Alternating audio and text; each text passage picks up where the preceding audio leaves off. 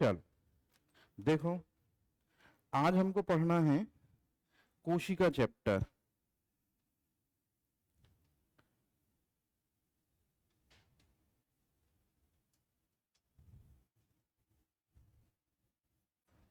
कौन सा चैप्टर है? कोशिका। अब इसके बारे में जरा समझ लो। बताओ, बायोलॉजी में किसकी स्टडी करते हैं हम?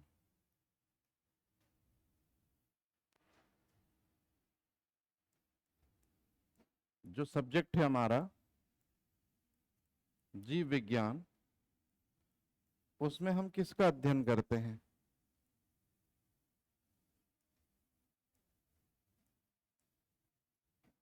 तो जीव विज्ञान में हम किसका अध्ययन करते हैं? सजीवों का।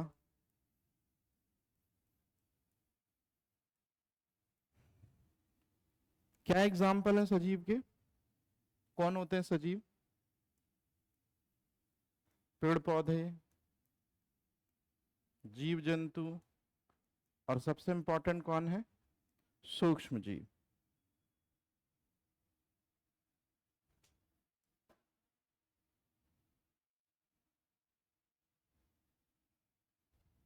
अब ये तीन चीज सजीव हैं, पेड़ पौधे, जीव जंतु, सूक्ष्म जीव। क्यों क्यों सजीव हैं? ऐसा क्या है इनमें? तो तीन महत्वपूर्ण गुण हैं।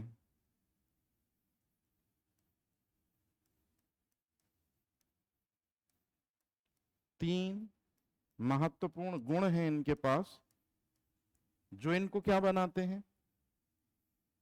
सजीव। पहला महत्वपूर्ण गुण है, मतलब गुण जो है वो ये है, mc²। ये गुण है। अब इसका मतलब क्या होता है? इसका मतलब होता है, m का मतलब होता है मेटाबॉलिज्म, मतलब उपापचय। तो जो जीव उपापचय करते हैं वो सजीव कहलाते हैं। तो पेड़ पौधे, जीव जंतु, सूक्ष्म जीव, ये सभी उपापचय करते हैं। फिर दूसरे नंबर पर है सी। सी का मतलब होता है कॉन्सियसनेस। कॉन्सियसनेस का मतलब होता है चेतना शक्ति।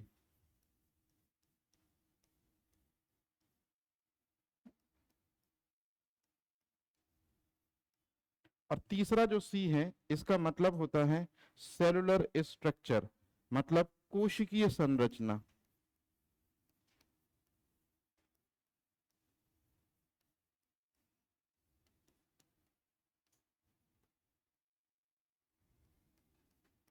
अब हमको जो लेना देना है वो यहां से लेना देना है। बताओ, सजीव किसे कहते हैं? जिनकी संरचना कैसी होती है? कोशिकीय संरचना। मतलब अब इसी चीज को आगे आप बताओगे। एक साइंटिस्ट है, उसका नाम है स्लेडन, और एक और है इसके साथ में, उसका नाम है स्वान। तो स्लेडन और स्वान, ये दो ऐसे व्यक्ति हैं जिन्होंने कोशिका सिद्धांत दिया था। और इस कोशिका सिद्धांत में उन्होंने कहा था कि इस दुनिया में जो कोई भी सजीव है, जो भी सजीव है इस दुनिया में, वो इनसे मिलकर जरूर बना होगा। किनसे मिलकर जरूर बना होगा? तो यदि एक कोशिका से मिलकर बना है तो वो जीव कैसा होगा? एक कोशीय।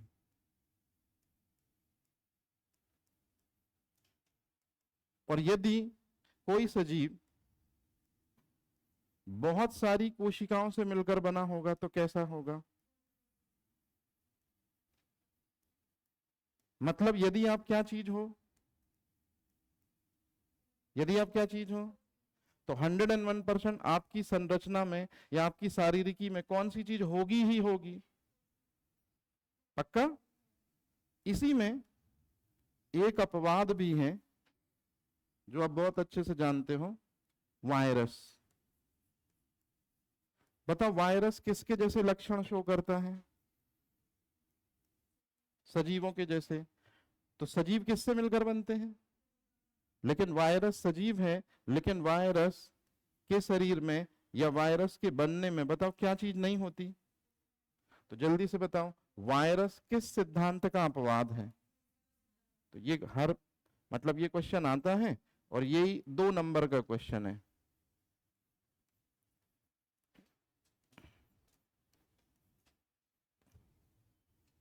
ये है कहानी। एक बार फिर से देख लो जो लोग अभी आए हो। जीव विज्ञान में किसका अध्ययन करते हैं? कौन कौन से जीव सजीव होते हैं? अब ये तीनों सजीव क्यों हैं? ये लकड़ी क्यों सजीव नहीं है? ये पेन सजीव क्यों नहीं है? क्योंकि सजीवों के पास 3 महत्वपूर्ण गुण होते हैं। कौन से गुण? mc²। m का मतलब मेटाबॉलिज्म, मेटाबॉलिज्म मतलब उपापचय। c का मतलब, और c का मतलब, C2 है सेलुलर स्ट्रक्चर, मतलब तीसरा वाला कोशिकी संरचना। इसको किसने बताया? स्वीडेनसॉन ने क्या बताया? कोशिका सिद्धांत में क्या बोला कि सभी सजीव किससे मिलकर बने होंगे? अगर एक कोशिका से मिलकर बने होंगे तो, और बहुत सारी कोशिकाओं से तो। अब वायरस सजीव है लेकिन किससे मिलकर नहीं बनता, तो कौन से सिद्धांत का अपवाद है?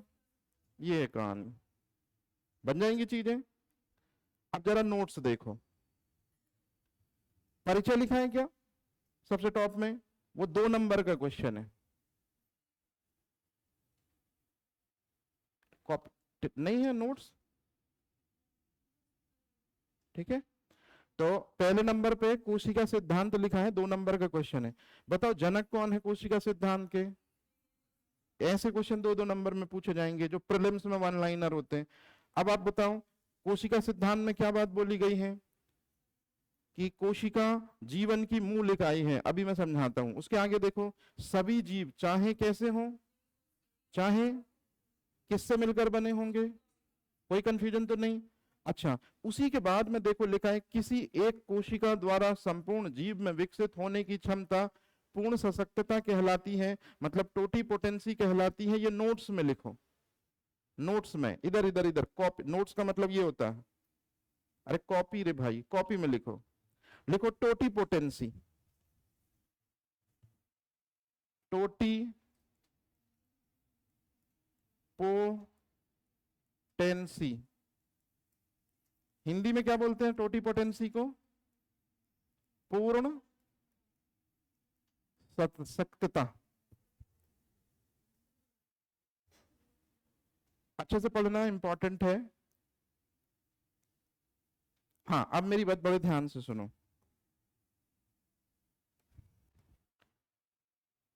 पिताजी के साइड से ये कोशिका थी, इसको कहते हैं, क्या बोलते हैं इसको? वेरी गुड, नरयुग्मक। और मानव शरीर में सबसे बड़ी कोशिका है कि सबसे छोटी कोशिका? तो मैं यहां लिख रहा हूं मानव शरीर, और ऐसा लिख दिया तो समझ जाना सबसे छोटी कोशिका। कौन है सबसे छोटी कोशिका? शुक्राणु। प्लस माताजी के साइड से क्या आया? अगर शुक्राणु नर युग्मक है तो ये क्या हो जाएगा? और मानव शरीर की बताओ सबसे बड़ी कोशिका कौन सी होती है? मानव शरीर की सबसे बड़ी कोशिका कौन सी होगी? अंडाणु। अच्छा, शुक्राणु और अंडाणु जब मिलते हैं, ये शुक्राणु और अंडाणु जब मिलते हैं तो शुक्राणु के पास इतने गुणसूत्र होते हैं और अंडाणु के पास इतने गुणसूत्र होते हैं। तो शुक्राणु और अंडाणु जब मिलते हैं तो इस प्रक्रिया को कहते हैं, और ये जो निषेचन प्रक्रिया है ये महिला के किस अंग में होती है? फैलोपियन ट्यूब में। तो ये लिखा फैलोपियन ट्यूब। अब आप मुझे बता दो, शुक्राणु अंडाणु मिलता है तो क्या बनता है? वेरी गुड, शुक्राणु अंडाणु मिलेगा तो क्या बनेगा? जायगोट। जायगोट क्या है? एक सेल है जिसमें गुणसूत्रों की संख्या 23 शुक्राणु वाली है, 23 अंडाणु वाली है। मतलब आप सीधे बताओ जायगोट में गुणसूत्रों की संख्या कितनी होगी? कितनी होगी? मतलब जायगोट खुद एक कोशिका है। ऐसी कोशिका जिसमें गुणसूत्रों की संख्या कितनी होती है, ऐसी कोशिका कहलाती है कायिक कोशिका। क्या कहलाती है? और ऐसी कोशिका जिसमें गुणसूत्रों की संख्या 23 होती है, ऐसी कोशिकाएं कहलाती हैं जनन कोशिका। तो पूरी दुनिया में जनन कोशिका सिर्फ 2 ही हैं। कौन?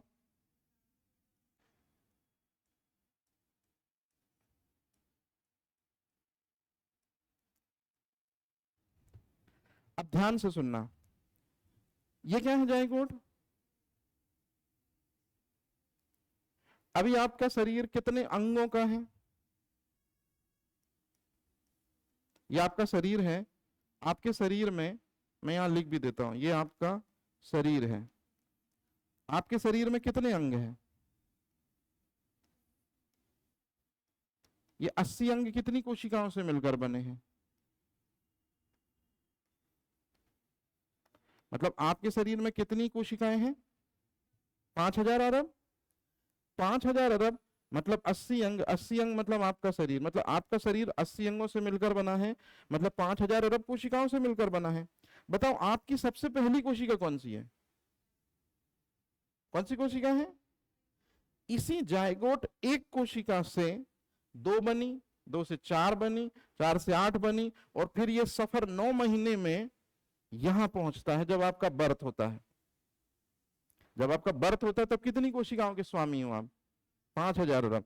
तो एक कोशिका से इतनी कोशिकाएं बनी, तब कहीं इतने अंग बने और आप बन पाए।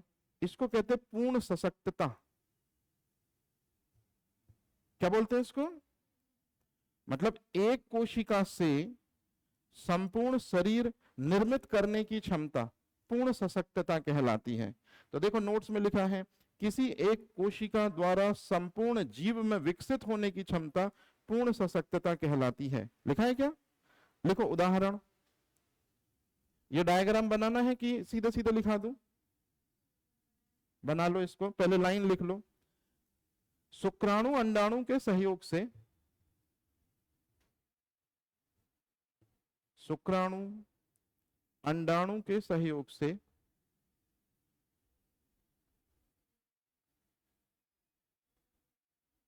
शुक्राणु अंडाणु के सहयोग से मानव की प्रथम कोशिका, मानव की प्रथम कोशिका, ब्रैकेट में बताओ कौन सी है? जायगोट, ब्रैकेट क्लोज, द्वारा मानव शरीर ब्रैकेट में संपूर्ण जीव का सृजन होता है।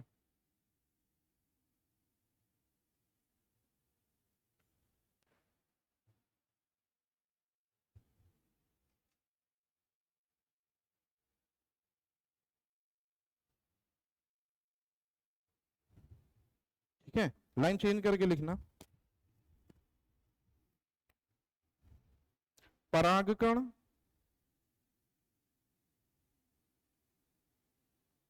एवं बीजांड के सहयोग से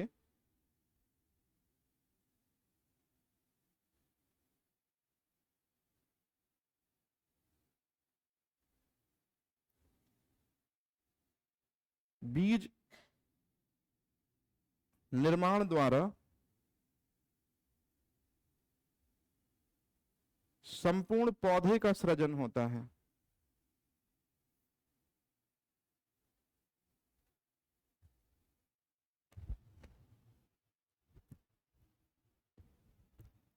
मतलब क्या है टोटीपोटेंसी? जायगोट से यदि क्या बन रहा है? मानव शरीर, तो ये है टोटीपोटेंसी। और बीज से यदि क्या बन रहा है? तो ये है टोटीपोटेंसी। और जल्दी से बताओ, टोटीपोटेंसी से सजीव बनते हैं कि निर्जीव बनते हैं? ये है कहानी। ये है टोटिपोटेंसी। जायगोट से शरीर बनना, बीज से पौधा बनना।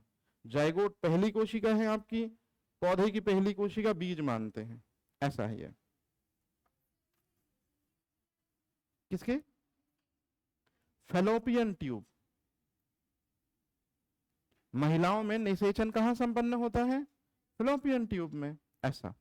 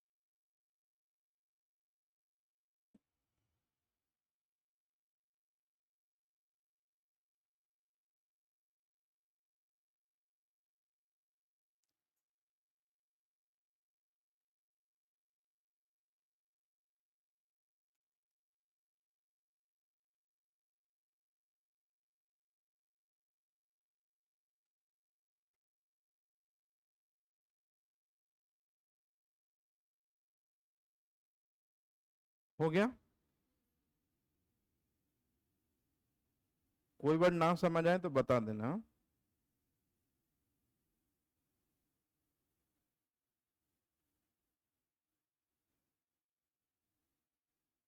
लहरा दो।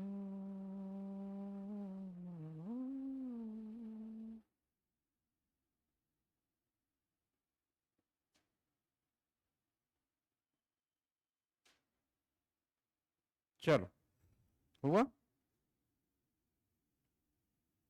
हेडिंग लिखना, कोशिका की खोज।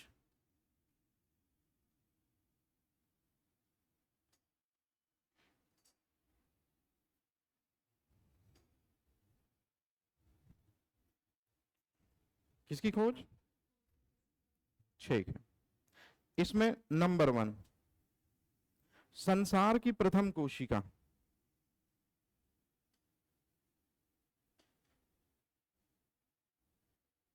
थोड़ा सा 2-2 नंबर के छोटे छोटे फैक्ट हैं, इनको निपटा लो, बेसिक्स क्लियर हो जाएगा। क्या लिखा है हेडिंग? ठीक है। उसी के नीचे लिखो, संसार की सर्वप्रथम निर्जीव कोशिका। उसी के नीचे, उसी के नीचे निर्जीव कोशिका। मतलब संसार की सबसे पहली जो कोशिका खोजी गई थी वो सजीव थी कि निर्जीव? और इन दोनों सवालों का जवाब है रॉबर्ट हुक। तो बराबर करके लिखो, रॉबर्ट हुक, रॉबर्ट हुक।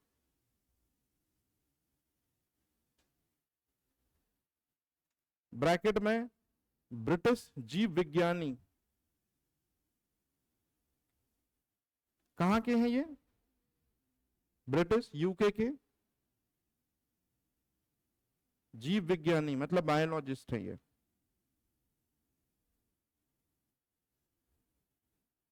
अब सुनो कहानी। एक राजा ने इनसे कहा कि एक काम करो, पता करो जरा कि इस दुनिया में ये चीजें किससे मिलकर बनी है, पहाड़, पर्वत, नदियां, ये इंसान, कीड़े मकोड़े, ये सब। तो उसने कहा जी महाराज।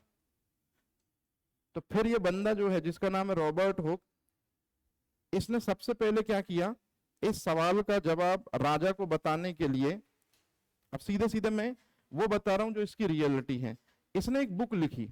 लाइन चेंज करके लिखो, किताब माइक्रोग्राफिया।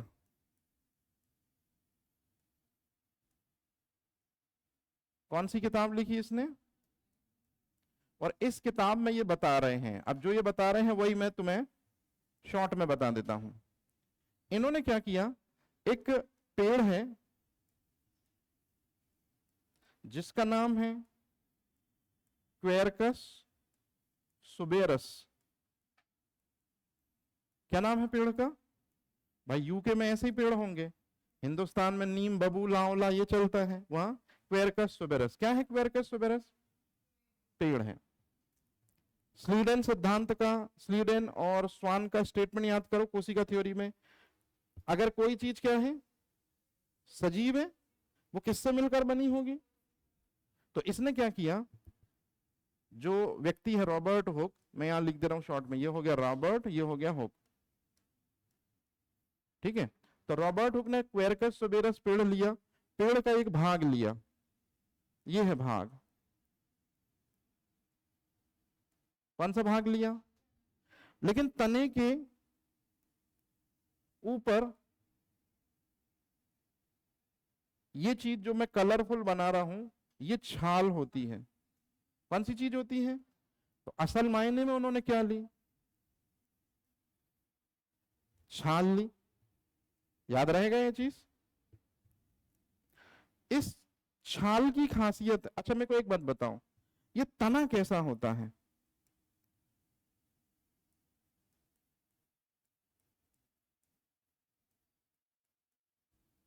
पेड़ पौधा सजीव है तो तना भी सजीव होगा, लेकिन उसका जो तने का जो बाहर वाला भाग है, मतलब कौन सी चीज, ये ऐसा है। कैसा है? अब उन्होंने क्या किया, ये तो आप आगे बनाते चलना अपने स्तर पे, अब मैं इधर मूव करा दे रहा हूं। जो उनकी छाल है, मान लो कि ये जो छाल है, ये छाल है,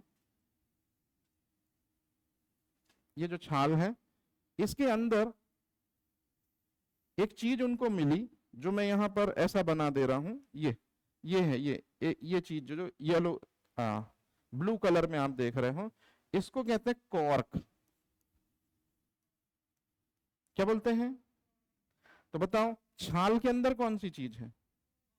और कॉर्क भी किससे मिलकर बने होंगे? बहुत सारी कोशिकाओं से। तो कॉर्क तुमको दिखा, ये पूरा कॉर्क था, और कॉर्क में ये एक छोटा सा सेगमेंट क्या हो जाएगा? कॉर्क।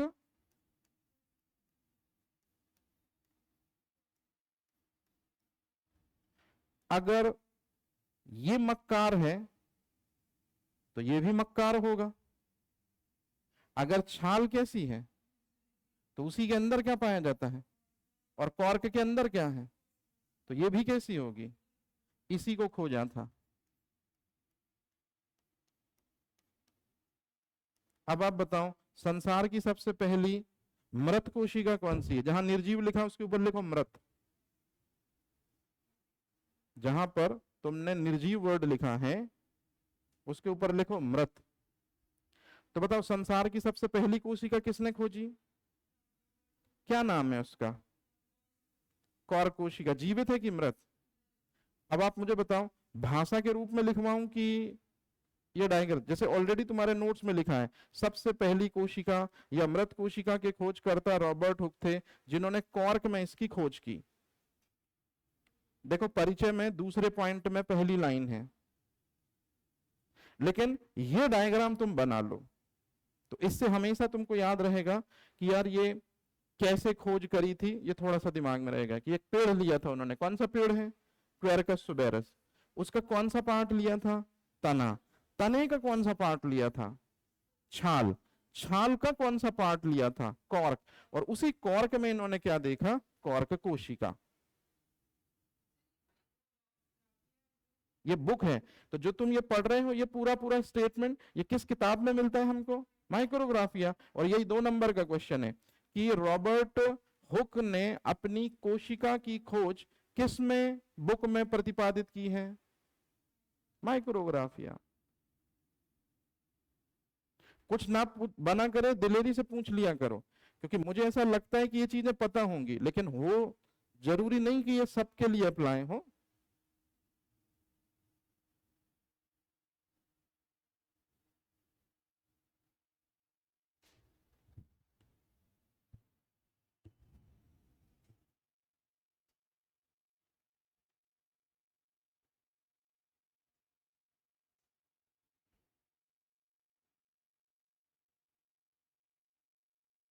तो बताओ, संसार की सबसे पहली कोशिका जीवित थी कि मृत? किसने खोजी? किसकी मदद से खोजी? उस क्वेरकस सुबेरस का कौन सा भाग, तने का कौन सा भाग, छाल का कौन सा भाग, और कॉर्क में क्या देखा उन्होंने, पहली कोशिका, मतलब कॉर्क कोशिका ही मृत कोशिका है। अब थोड़ा सा दिमाग लगाओ, क्यों तुम्हारे एटीट्यूड से तुम्हारे फादर और मदर के एटीट्यूड को मेजर करते हैं, ये है कहानी। और जरूरी नहीं हर बार ये सही साबित हो कि माता पिता खराब है तो औलाद भी खराब हो, ऐसा जरूरी नहीं है, लेकिन ज्यादातर केसेस में ऐसे ही होता है कि आपके घर का, परिवार का जैसा माहौल है वैसा असर आप पे पड़ता है। छाल कैसी है, इसलिए जो उसके अंदर होगा वो सब कैसा हो जाएगा, ये है कहानी। अब लाइन चेंज करके लिखो, सबसे पहली जीवित कोशिका, साइड हेडिंग,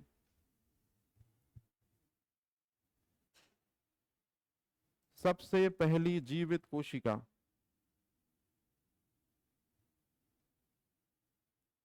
बराबर जीवाणु कोशिका। कैसी कोशिका, खोजकर्ता बराबर ल्यूवेनहॉक।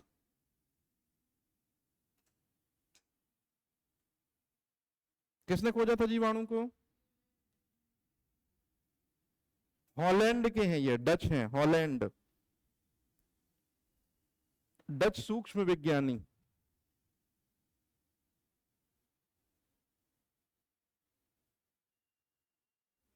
कैसे खोजी थी, पढ़ा चुका हूं, आप बताओगे, वेरी गुड। दांत के खुरचन में, जैसे सुबह सुबह उठे होगे तो ब्रश किया होगा, तो क्या चीज साफ करी आपने, यही चीज, दांत में जो ये मैल या जो खुरचन जिसको प्लग बोलते हैं, हाँ, तो दांत के खुरचन में क्या था, जल्दी से बताओ। सबसे पहले, बिल्कुल सही कहा, पहले तो स्टार्च था, दूसरी चीज लार थी, और तीसरी चीज बताओ कौन था, एग्जैक्टली तो तीसरी चीज थी एनिमल क्यूले। और यही एनिमल क्यूले बताओ रियल में कौन था, एग्जैक्टली यही थे दरअसल में जीवाणु, लेकिन इन्हीं को इन्होंने डरकेन्स कहा। मतलब डरकेन्स और एनिमल क्यूले एक ही वर्ड है, कायदे से उनको क्या वर्ड बोलना चाहिए था कि ये क्या है, लेकिन उन्होंने कौन सा वर्ड यूज किया, और कुछ जगह पर कौन सा वर्ड यूज कर दिया, ये। मतलब ये दो वर्ड लिख रहा हूं, इसको हमेशा ध्यान में रखोगे। ल्यूवेनहॉक ने जीवाणु की क्या कर ली, लेकिन क्या नहीं कर पाए, पहचान नहीं पाए। जैसे पुरानी हिंदी फिल्मों में होता है कि माँ अपने वो अमर अकबर एंथोनी में वो जो माँ है वो अंधी है ना, वो अकबर के साथ में रहती, और वो एंथोनी भी उसको है ना चाहता है, और वो बड़े बेटे के लिए फूल वूल लेके जाती, तो वो क्या कर लेती है, अपने बेटों की खोज कर लेती है, लेकिन क्या नहीं कर पाई, ये है कहानी। फिर बाद में वो डोकर वोकर आता, वो बताता ये तेरा ही बेटा है, ये फलाना ढिमका है ना ये। अच्छा, अब मेरे को एक बात बताओ, लाइन चेंज करके लिखना, बताओ जीवाणु की खोज सबसे पहले किसने की, भले पहचान ना पाए हों, ल्यूवेनहॉक, इसलिए लाइन चेंज करके लिखो, जीवाणु विज्ञान का पिता।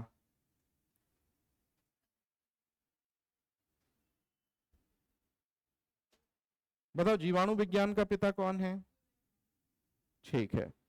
सबसे पहली जीवित कोशिका खोजी थी कि मृत कोशिका खोजी थी, ठीक है। और लाइन चेंज करके लिखो, कोशिका विज्ञान का पिता बराबर रॉबर्ट हुक। बताओ जीवित कोशिका खोजी इसने सबसे पहले कि मृत कोशिका खोजी, तो आपको कहना है सर सबसे पहले इसी ने कोशिका खोजी थी, लेकिन वो सबसे पहली खोजी गई कोशिका जीवित थी कि मृत थी, ये याद रखना, दो वर्ड याद रखना जो मैंने लिखवाए हैं शुरू में, कि सबसे पहले इसी ने कोशिका खोजी, और वो सबसे पहले कौन सी कोशिका थी, याद रहेगा ये चीज, ऐसी है स्टोरी।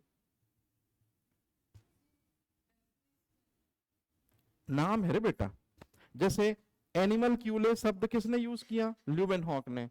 और कुछ कुछ जगह पर ये एनिमल क्यूले बहुत बड़ा शब्द हो जाता है, तो उसने छोटा शब्द यूज करना शुरू किया, डरकेन्स। ऐसा है। कोई कंफ्यूजन तो नहीं? अब लाइन चेंज करके लिखो परिभाषा।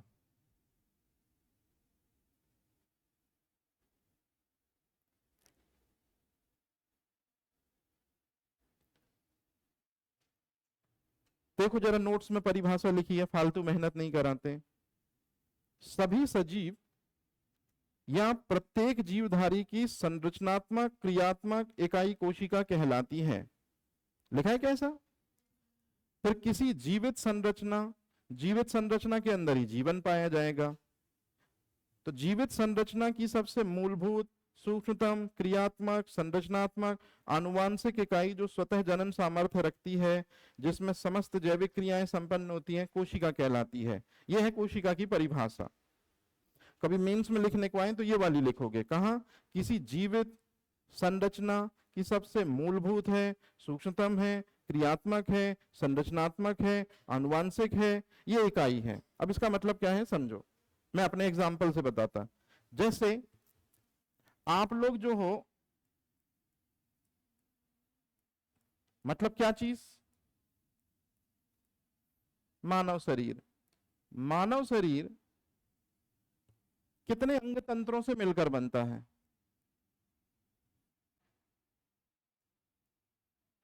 कितने अंगों से मिलकर बनता? कितने ऊतकों से मिलता है? कितनी कोशिकाओं से मिलकर बनता है? तो ये सब प्रीलिम्स में पूछे जाने वाले क्वेश्चन लिख दिए मैंने कि मानव शरीर कितने अंग तंत्र से मिलकर बनता है, कितने अंगों से मिलकर बनता है, कितने ऊतकों से मिलकर बनता है, और कितनी कोशिका से मिलकर बनता है। पहले आप ये डायग्राम ड्रॉ कर लो।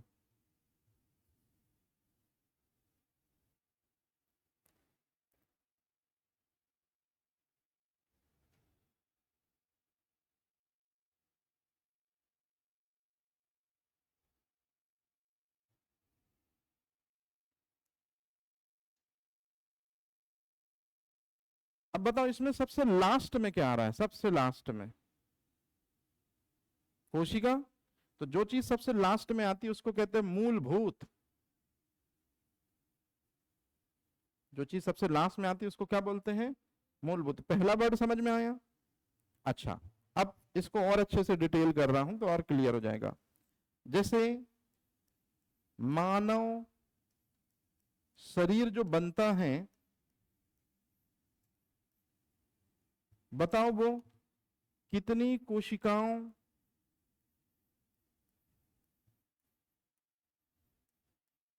की संरचना मिली होगी तब बना होगा?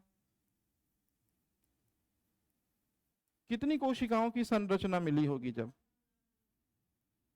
और कितनी कोशिकाएं जब एक साथ क्रिया करती हैं, एक साथ काम करती हैं, तब मानव शरीर काम करता है। तो बताओ हमारे शरीर की संरचना भी किससे मिलने से बनती है? 5000 अरब, क्या है 5000 अरब? कोशिकाओं से। और हमारा शरीर काम भी करता है कितनी कोशिकाओं के करने से? इसलिए संरचनात्मक और क्रियात्मक चूंकि सबसे लास्ट में है तो उसको इकाई बोलते हैं। तो मानव शरीर की संरचनात्मक और क्रियात्मक इकाई क्या कहलाती है? कोशिका। क्यों? क्योंकि 5000 अरब कोशिकाओं की जब संरचना बनेगी तब मानव शरीर बनेगा, और 5000 अरब कोशिकाएं जब क्रिया करेंगी तब मानव शरीर अपना काम करेगा, अपनी गतिविधि करेगा। तो संरचना और क्रिया किसकी वजह से हो रही है? इसीलिए बोलते हैं कि मानव शरीर का मतलब सजीव है कि निर्जीव? और मानव शरीर के अंदर अगर वो सजीव है तो क्या पाया जाता है? इसी वजह से कई लोग ऐसे भी बोलते हैं मानव शरीर की संरचनात्मक और क्रियात्मक इकाई कोशिका कहलाती है, सजीवों की संरचनात्मक और क्रियात्मक इकाई कोशिका कहलाती है। और आप जैसे लोग ऐसा लिखते हो कि जीवन की संरचनात्मक और क्रियात्मक इकाई कोशिका कहलाती है। मेरी बात समझ में आई? ये है मतलब जब 5000 अरब कोशिकाएं मिली तब हमारी संरचना बनी, और जब 5000 अरब कोशिकाएं एक साथ काम करती हैं तब कहीं हमारा हार्ट काम करता है, कहीं हमारे लंग्स काम करते हैं, कहीं हमारी किडनी काम करती है। ये है कहानी। मतलब कोशिका संरचना बनाती है और कोशिकाएं ही क्रिया करती हैं, तब कहीं मानव शरीर बन पाता है, तब कहीं क्रिया कर पाता है। अब उसमें एक सबसे खतरनाक वर्ड है जो जनरली स्टूडेंट को नहीं समझ में आता। कोशिका जनरली साधारण आंखों से नहीं देख सकते, इसलिए वो सूक्ष्मतम बोल दिया। तो कुछ वर्ड मैंने बोले, मूलभूत मतलब सबसे लास्ट में, सूक्ष्मतम मतलब आंखों से नहीं, क्रियात्मक मतलब जब कोशिकाएं क्रिया करेंगी तो शरीर क्रिया करेगा, जब कोशिकाएं संरचना बनाएंगी तो मानव शरीर संरचना बनेगा। अब इसमें एक वर्ड है आनुवांशिक इकाई, इसमें स्टूडेंट भारी कंफ्यूज होता है, सर ये वर्ड नहीं समझ में आ रहा, आनुवांशिक परिभाषा में ये आनुवांशिक इकाई वर्ड नहीं समझ में आता, क्या मतलब है इसका? पहले मेरी बात ध्यान से सुनना। कितने अंग हैं? अंग किन से मिलकर बनते हैं? ऊतक किन से मिलकर बनते हैं? मतलब अंग इनडायरेक्टली वे में किससे मिलकर बने हैं? अब एक अंग का नाम ले रहा हूं मैं, मुझे बताना कौन सा काम करता है।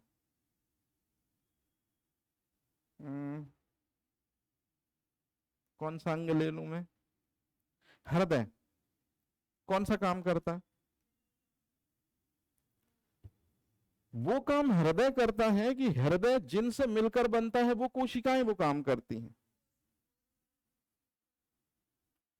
पक्का?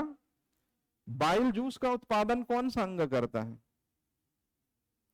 पित्तरस का निर्माण कौन सा अंग करता है? लीवर। कौन सा अंग करता है? तो पित्तरस का निर्माण लीवर करता है कि लिवर जिन कोशिकाओं से मिलकर बनता है हेपेटिक सेल वो करती हैं?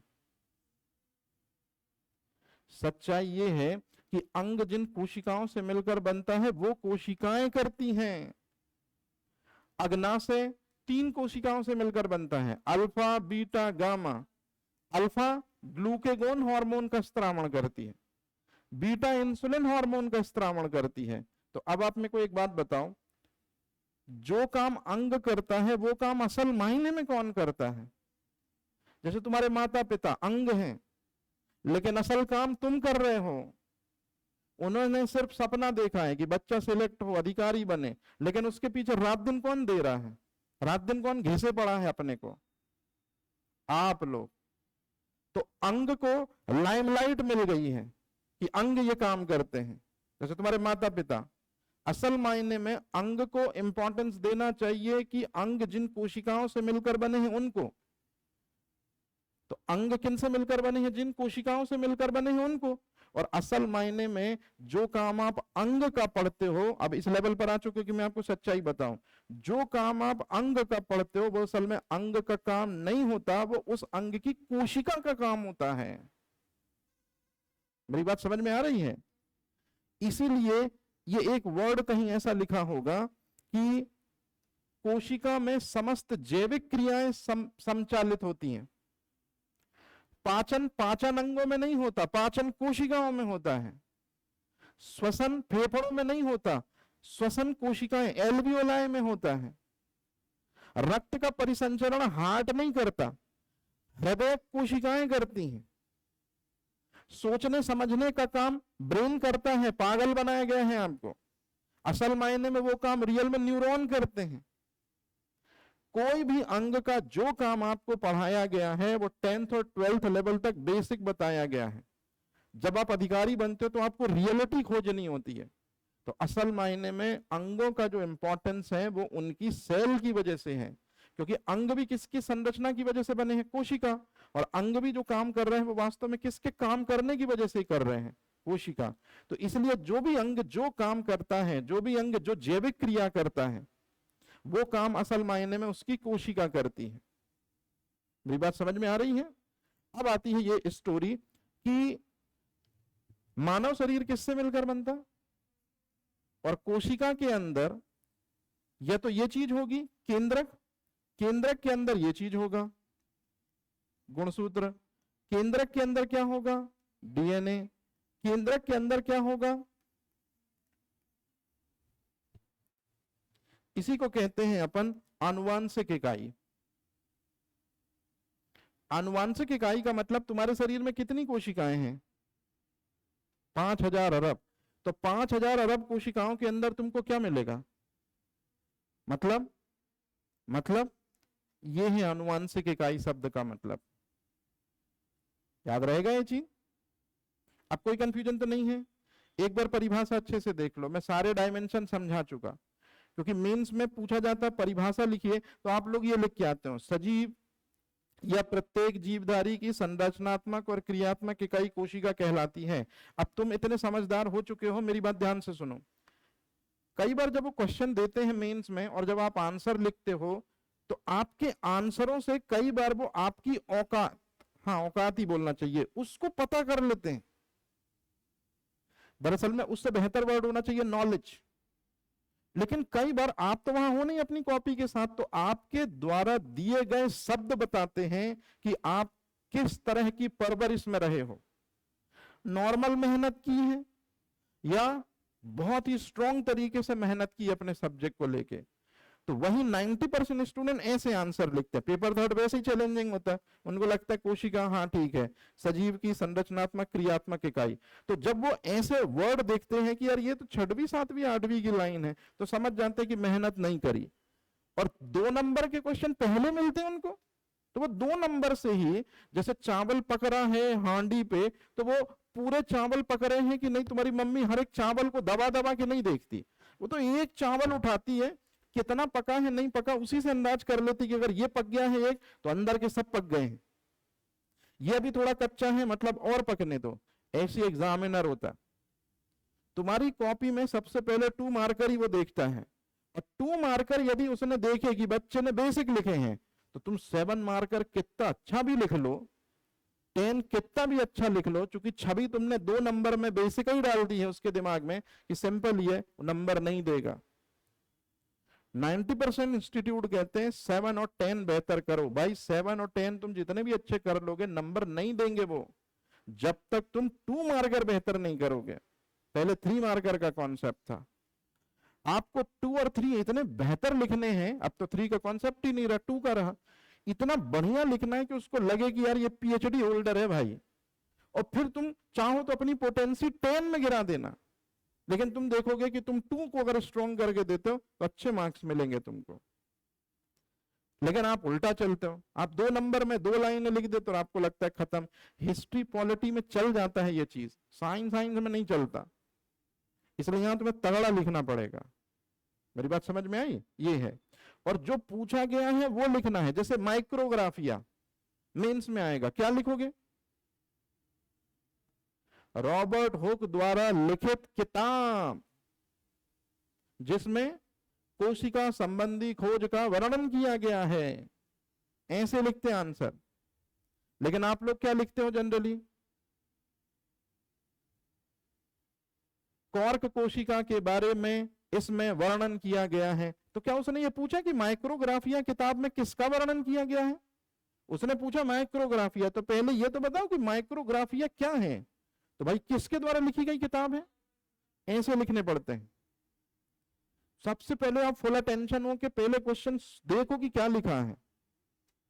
कई बार मेंस में आता है लिखने को अकबर, आप आंसर शुरू करते हो, अकबर के पिता का नाम फलाना था, अकबर की मां का नाम ये था, अकबर के काल को हिंदी साहित्य का स्वर्णिम युग कहते हैं।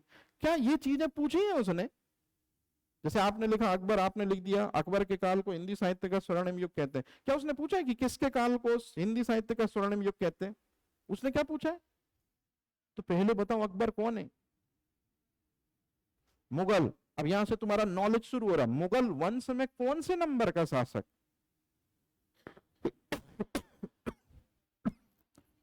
तो मुगल वंश में तृतीय शासक, जिसके धमनियों में तुर्की एवं मंगोल रक्त प्रवाहित था, ऐसा लिखा जाता है आंसर। मेरी बात समझ में आई? ऐसे तुम्हें मेंशन करना। तो परिभाषा समझ में आ गई। अब लिखना अगला हेडिंग, कोशिका की संरचना।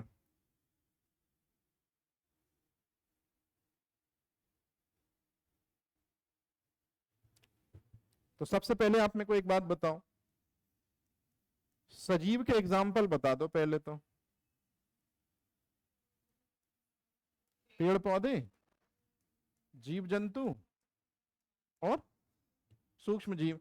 तो सूक्ष्म जीव को तो अभी गोली मारो। हाँ, पेड़ पौधे क्या है? तो किससे मिलकर बने होंगे? कोशिका से। तो पेड़ पौधे जिससे मिलकर बनते हैं उसे कहते हैं पादप कोशिका। Very good. और जीव जंतु अगर क्या चीज है तो किससे मिलकर बने होंगे? कोशिका से। कौन सी कोशिका? अब आप मेरे को बताओ, पेड़ पौधे जैसे नीम हो गया, बबूल हो गया, आम हो गया, ये किससे मिलकर बने होंगे? आम, कुत्ते, बिल्ली, ये सब किससे मिलकर बने होंगे? अंतर होगा कि नहीं होगा? और यही पहला क्वेश्चन है। मेरी बात समझ में आ रही है? तो पहले ये डायग्राम बना लो छोटा सा, और फिर इसी के बाद अगली हेडिंग डालो, पादप एवं जंतु कोशिका में अंतर। ये कॉन्सेप्ट समझ में आया कैसा? मतलब जो सेल चैप्टर पढ़ते हो तो क्यों पादप और जंतु कोशिका में अंतर पढ़ते हैं हम, यहां से आया ये कि दुनिया में सभी सजीव किससे मिलकर बनते? कोशिका से। तो पादप किससे मिलकर बनेगा? पादप कोशिकाओं से। जंतु किससे मिलकर बनेगा? जंतु कोशिकाओं से। तो भाई कुछ तो फर्क है इनमें।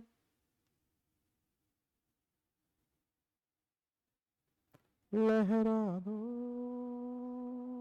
लहरा दो, का परचम। चले, पहली कौन सी कोशिका? दूसरी कौन सी कोशिका? अच्छा, पादप कोशिका ऐसे आकार की होती है। बताओ कैसा आकार है? इस दुनिया में जितने भी नीम, बबूल, तुलसी और वो सेकोया सैम्फरविरेंस, ब्रायोफाइटा, सब पादप, सबकी औकात ऐसी होती है। सेलुलर लेवल पर सब कैसे आकार के होते हैं? आयताकार। पादप कोशिका का आकार कैसा होता है? तो इसी टाइप का डायग्राम बना के इसी के अंदर लिखो आयताकार। और हमारी कुत्ते, बिल्ली, व्हेल, शार्क, मेंढक, मछली, इनकी कोशिका ऐसी होती है, अंडाकार या गोलाकार।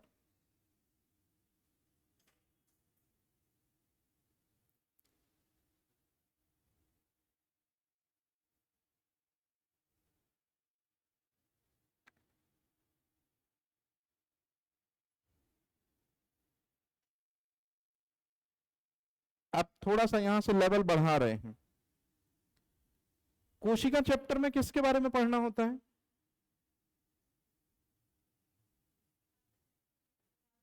इन्हीं के बारे में पढ़ना होता। जैसे आपके जो अंग होते हैं वो किससे मिलकर बनते हैं, उसी तरह से कोशिका जिनसे मिलकर बनती है उन्हें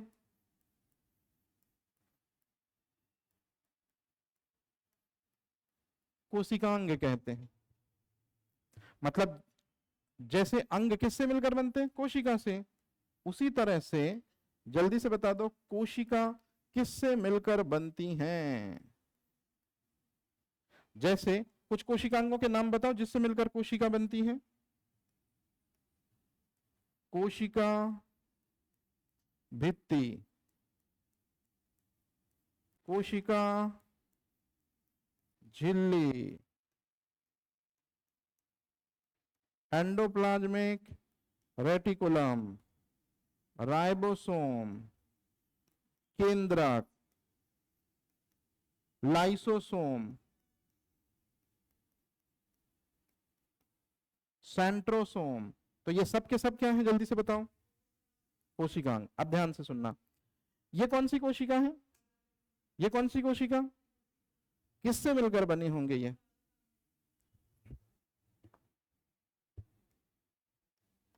ये कौन सी कोशिका है?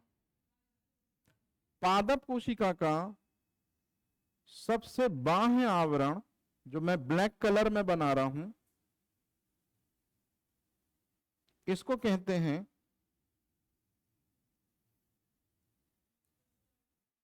और जल्दी से बताओ कोशिका भित्ति कैसी दिख रही तुमको? मोटी दिख रही है कि पतली दिख रही है?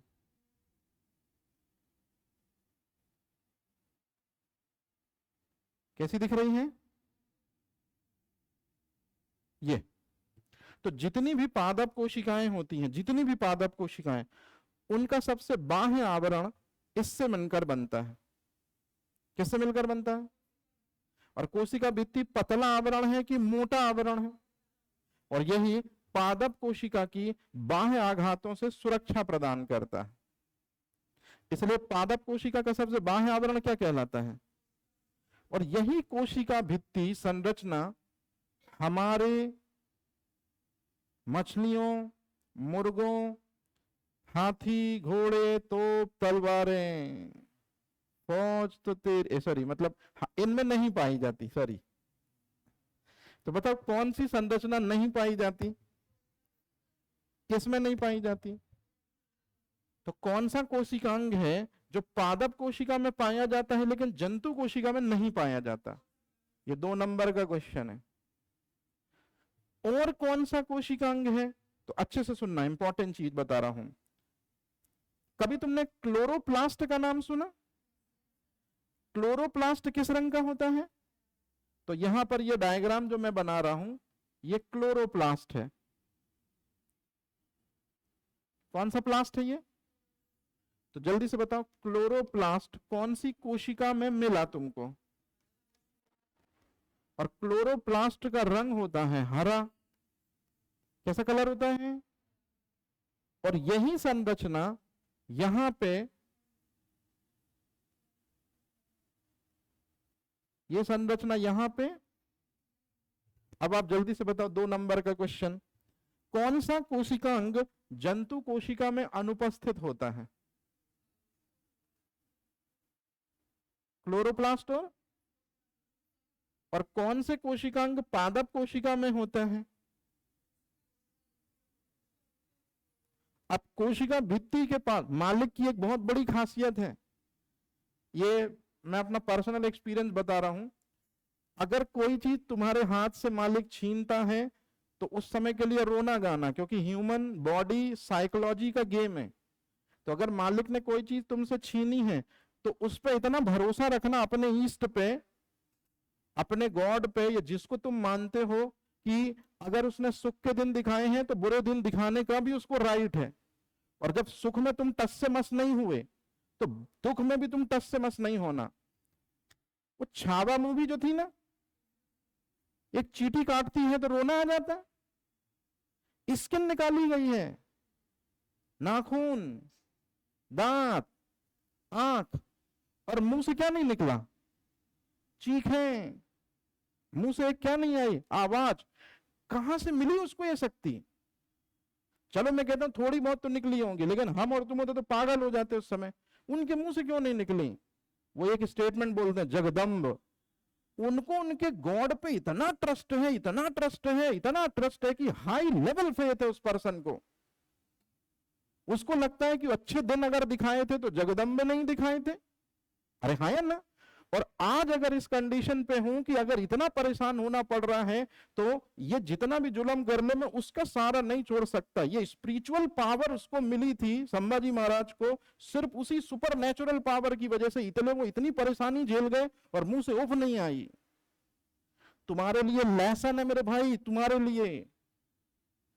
सुख में तो जनरली याद करते ही नहीं है, हमारी ह्यूमन टेंडेंसी है, दुख में ही मालिक याद आता है।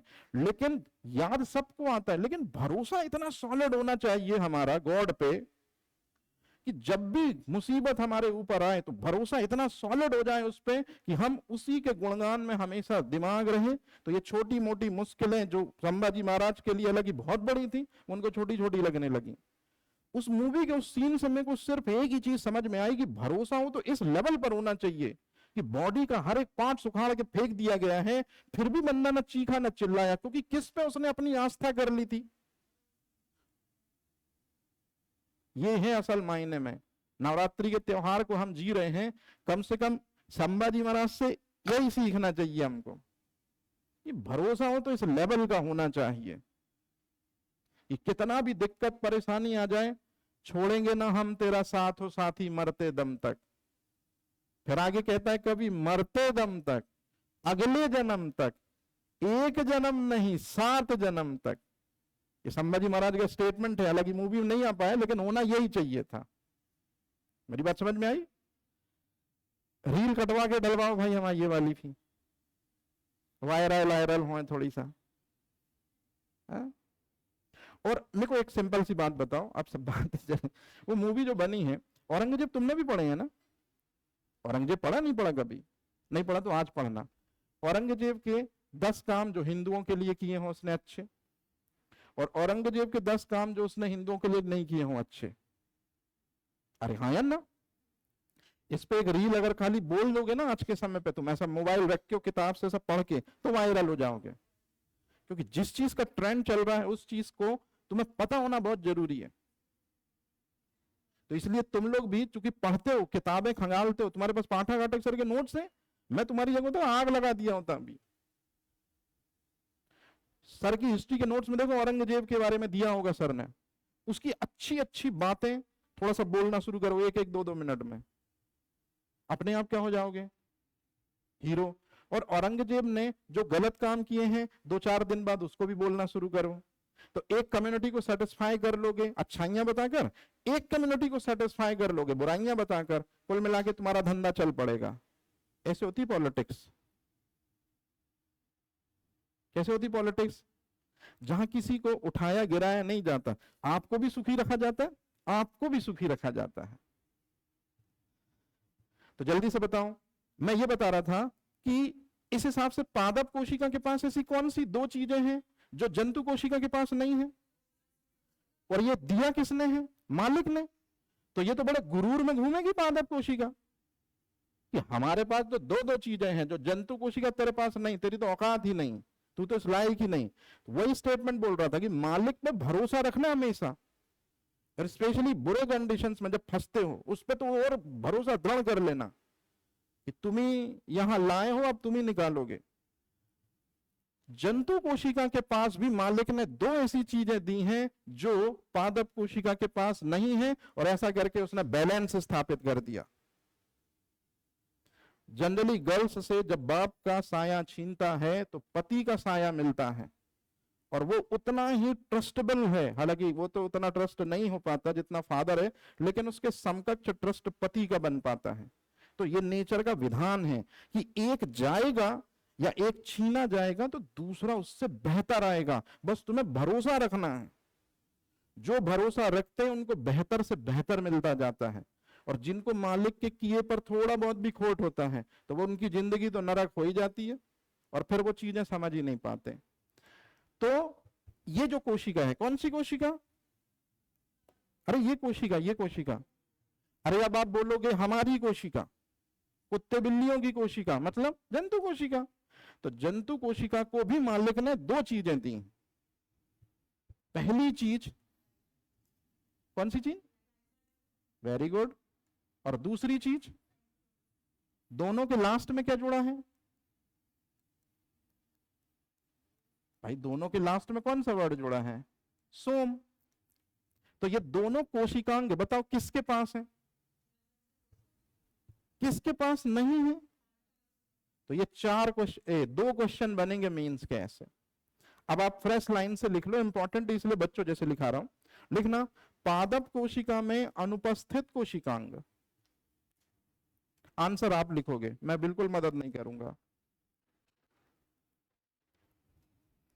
सर एक रील कटवाना है यार, एक रील कटवाना है अपन को। क्या लिखा है स्टेटमेंट? पादप कोशिका में अनुपस्थित कोशिकांग। बताओ कौन से पादप कोशिका में अनुपस्थित कोशिकांग है? आंसर गलत नहीं होना चाहिए भाई। Very good, lysosome plus centrosome इसी का अपोजिट लिखो, जंतु कोशिका में अनुपस्थित कोशिकांग।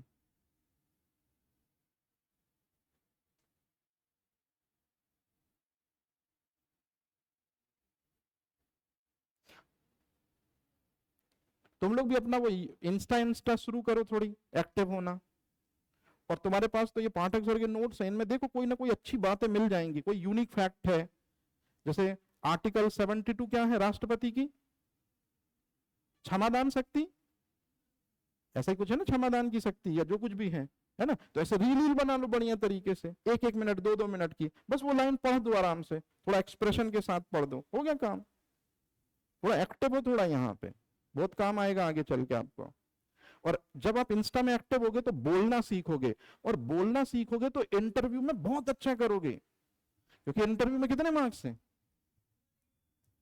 और अगर आप बोल नहीं पाते तो ये कभी नहीं मिल पाएंगे, और ये नहीं मिल पाएंगे तो ये पोस्ट नहीं मिलेगी, और ये पोस्ट नहीं मिलेगी तो फिर मजा नहीं है सिविल सर्विस का। अगर छोटी मोटी पोस्टें मिली तो जिंदगी नरक है। इसलिए थोड़ा बोलो, और बोलने की शुरुआत वहीं से करो। कोई दिक्कत है, कोई कुछ भी बोले, कंटेंट अच्छा रखो तो कोई गाली पड़ने का सवाल ही पैदा नहीं होता। सबसे इंपॉर्टेंट उसमें बोलना सीखोगे तो वो इंटरव्यू में काम आएगा बहुत अच्छे से, है ना। ये है, चलो बाकी कल देखें, ठीक है।